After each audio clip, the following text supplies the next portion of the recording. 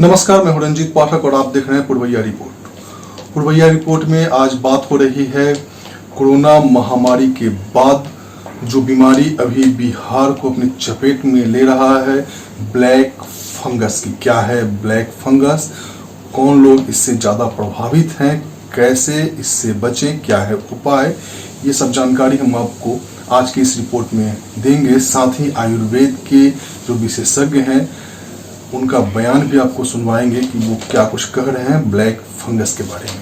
तो आइए देखते हैं पूरी रिपोर्ट। प्रदेश में ब्लैक फंगस के बढ़ते मरीजों ने स्वास्थ्य विभाग की चिंता और बढ़ा दी है। कोरोना से ठीक होने के बाद अब ऐसे मरीजों की संख्या बढ़ रही है जिन्हें शुगर है और उन पर ब्लैक फंगस ने हमला बोल दिया है।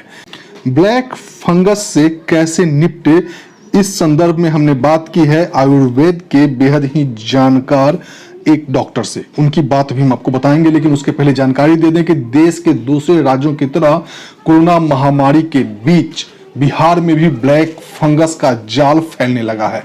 प्रदेश में ब्लैक फंगस के बढ़ते मरीजों ने स्वास्थ्य विभाग की चिंता और बढ़ा दी है।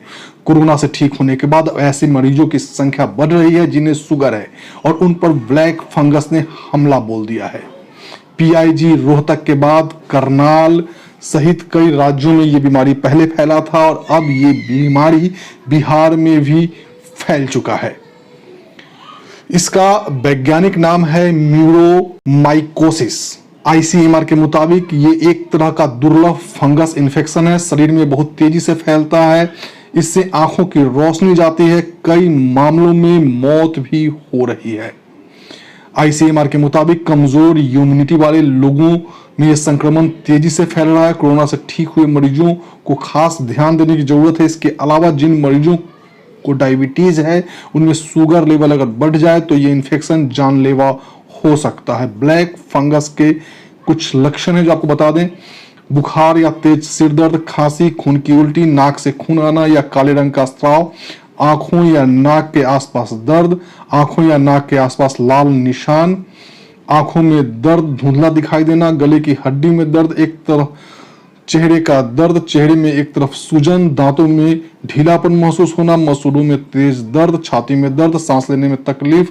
ब्लैक फंगस के कुछ बचाव भी हैं, लेकिन सबसे ज्यादा जरूरी है एहतियात। तो आइए आयुर्वेद के डॉक्टर भीमसेन शर्मा से जानते हैं क्या है वो एहतियात, कैसे हम ब्लैक फंगस से बच सकते हैं।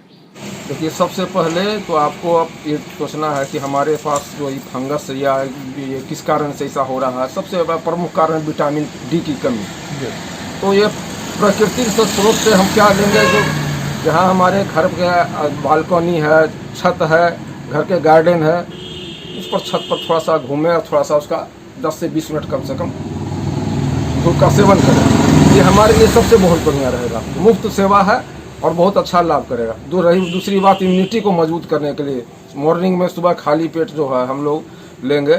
बहुत तरह का चीज़ है, जैसे उसमें हम आंवला सोरस ले सकते हैं, नोनी ले सकते हैं। ये हमारी इम्यूनिटी को मजबूत करेगा और ये विटामिन का स्रोत भी है। यह कुछ विटामिन जो सी के अलावा डी सभी कमी को पूरा करेगा।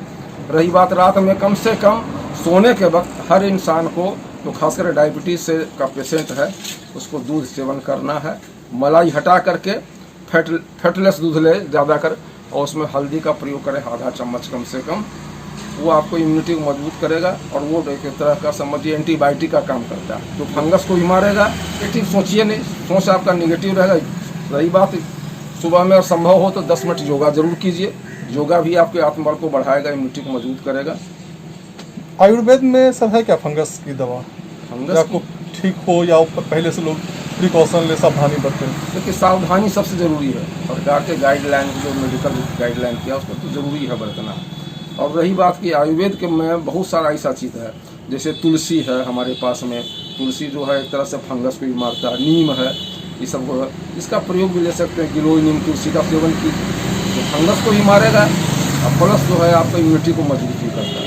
गिलोय का काम इम्यूनिटी को बढ़ाना है, नीम का काम जो है फंगस को मारना है।